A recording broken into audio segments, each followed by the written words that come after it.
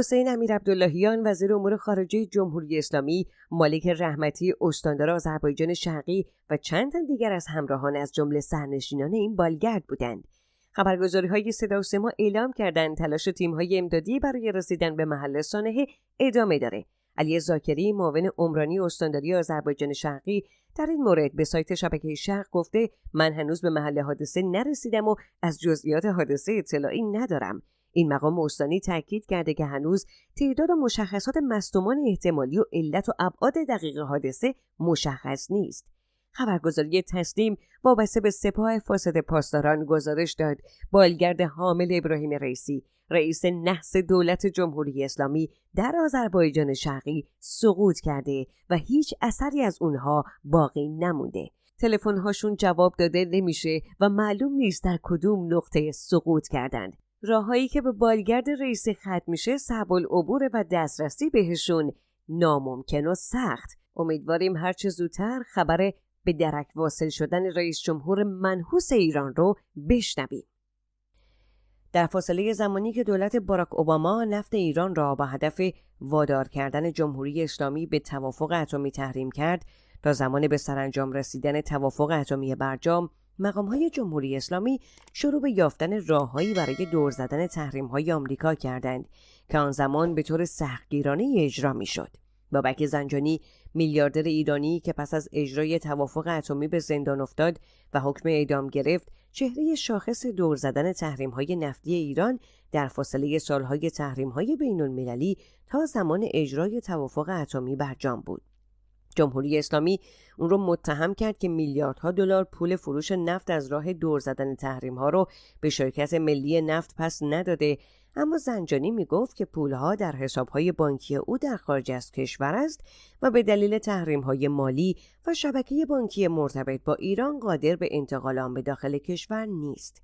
مقام‌های قوه قضاییه اخیراً اعلام کردند که تمام بدهی نزدیک به 3 میلیارد دلاری او بابت فروش نفت از محل دارایی‌هایش به داخل ایران منتقل شده و بر اساس وعده‌های پیشین هم حکم اعدام او باید لغو شود. اما از زمان بازداشت و محاکمه زنجانی، دور زدن تحریم و فروش نفت به آن روش زنجانی دیگر شیوه مرسوم جمهوری اسلامی شده است. ایران پس از انقلاب بهمن 57 فروش نفت خارج از چارچوب قانون ملی شدن صنعت نفت رو در زمان ریاست جمهوری اکبر هاشمی رفسنجانی آزموده بود. اما این روش و میزان فروش بسیار محدود بود و در اواخر دوره او و 8 سال ریاست جمهوری خاتمی به شفافترین حالت ممکن خود در جمهوری اسلامی رسید. هرچند که تا شفافیت کامل مشابه نظام‌های دموکراتیک فاصله بسیاری داشت.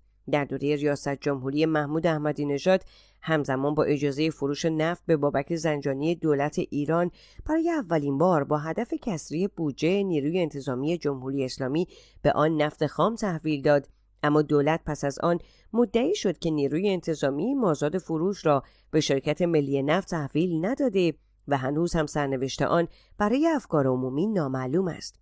از آن زمان تا کنون تحولات اخیر داخلی ایران و تحریم‌های نفتی آمریکا که اثر بین‌المللی بر فروش نفت ایران داشته، کنترل ملی صنعت نفت را به کلی دگرگون کرده و حضور سپاه پاسداران و نهادهای نظامی در فروش نفت ایران را تثبیت کرده. اینک در قانون بودجه کل کشور که مصوبه مجلس شورای اسلامی است، ستاد کل نیروهای مسلح قانونا مجاز به فروش نفت شده است. ریاست این ستاد که اصلی ترین نهاد نظامی پس از فرماندهی کل قوا یعنی علی خامنه‌ای است، با محمد باقری یک سرلشکر سپاه پاسداران انقلاب اسلامی است که دومین فرد نظامی ایران پس از خامنه‌ای در زمان صلح محسوب می شود. برای سال 1403 دولت رئیسی اجازه فروش 104 میلیون بشکه نفت به ستاد کل نیروهای مسلح داده. شروع این روند در اواخر دوره ریاست جمهوری حسن روحانی و 1 سال پس از خروج آمریکا از برجام رخ داد. آن زمان خامنه‌ای با تشکیل شورای هماهنگی اقتصادی سران 3 قوه مجوز مخدوش کردن قوانین جاری کشور را به اصرار به روحانی داد. در اردیبهشت 97 در زمان تصمیم دونالد ترامپ به بازگشت تحریم‌ها، روحانی مشعوف از اختیارات غیرقانونی که خامنه‌ای بعدها به او داد، اعلام کرد که ایران از این پس تحریم‌ها را با افتخار دور خواهد زد. ترامپ سیاست فشار حداکثری و به صفر رساندن صادرات نفت ایران را در پی گرفت و در این راه به موفقیت‌های خیره کننده‌ای رسید که فروش نفت ایران را کامل متأثر کرد. 6 ماه بعد تحویل نفت به اشخاص حقیقی، حقوقی، تعاونی و خصوصی وارد لایحه بودجه سال 98 شد و از آن به بعد تا به امروز قوانین بودجه سالانه ایران باقی مانده. بیژن نامدار زنگنه، وزیر نفت دولت روحانی آن زمان گفته بود که از مقام‌های عالی کشور که در ادبیات سیاسی جمهوری اسلامی اشاره غیر مستقیم به خامنه‌ای است، مجوز گرفته تا بابت این اقدام بعدها به تعقیب قضایی و محاکمه کشیده نشود.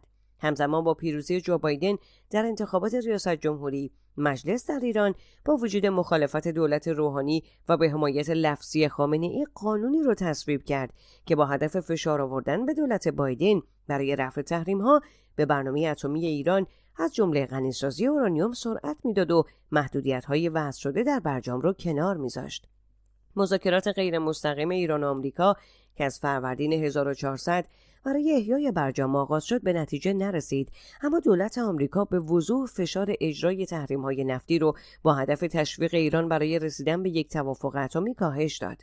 مقام‌های دولت ابراهیم رئیسی که کار خود را از سپتامبر 2021 آغاز کرده بودند، از آسان شدن صادرات نفت میگن. دولت روحانی میزان صادرات سالانه نفت در زمان برجام رو 100 میلیارد عنوان میکرد. اسحاق جهانگیری معاون اول روحانی گفته بود که پس از تصمیم ترامپ این درآمد به 8 میلیارد دلار سقوط کرد. اما حالا سخنگوی دولت رئیسی حتی مدعی رسیدن میزان صادرات نفت به قبل از خروج برجام اشاره میکنه و میگه برای در امان ماندن مشتریان از تحریم آمریکا و بسته شدن راههای دور زدن تحریم نفتی شفافیت ها را به حداقل ممکن رسونده. شیوه ایران در صادرات نفت تحریم شدهش یک الگوی کلی پیروی میکنه. فروش نفت به نرخ بسیار پایینتر از قیمت روز که در مواردی به 40% کمتر از قیمت بازار رسیده. همونطور که منبع داخلی فروش نفت ایران که اینک در دست اشخاص حقیقی، حقوقی، تعاونی و خصوصی مخفی میماند و در نظام مالی این کشور قابل ردگیری نیست، این شبکه هم در سرتاسر جهان گسترش یافته و هر از گاهی بخشی از آن از سوی دفتر کنترل دارایی‌های خارجی تحریم میشود. اداره اطلاعات انرژی آمریکا اعلام کرده که برای تامین انرژی مورد نیاز خود حتی از دوره ترامپ به بعد هم نفت ایران را که خود تحریم کرده خریداری و استفاده کرده است. منافع فروشندگانی که قانونی ملی شدن صنعت نفت ایران را دور میزنند، خریدارانی که نفت را در شرایط تحریمی به قیمتی به مراتب کمتر از نرخ رسمی بازار تأمین میکنند و واسطه‌هایی که سودهای هنگفت از این راه به دست میآورند، احتمالاً به شکل‌گیری شبکه‌ای در داخل و خارج ایران انجام میده که ترجیح آن ادامه وضعیت کنونی و تحریم ماندن نفت است. نفت از طریق واسطه‌ها به پالایشگاه‌هایی که مشتری نفت خام سنگین ایران هستند تحویل می‌شود و منبع و رد آن تا حد ممکن گم می‌شود. این وضعیت به ایجاد یک شبکه‌های منجر شده که سود سرشاری از فروش نفت تحریم شده ایران می‌برند.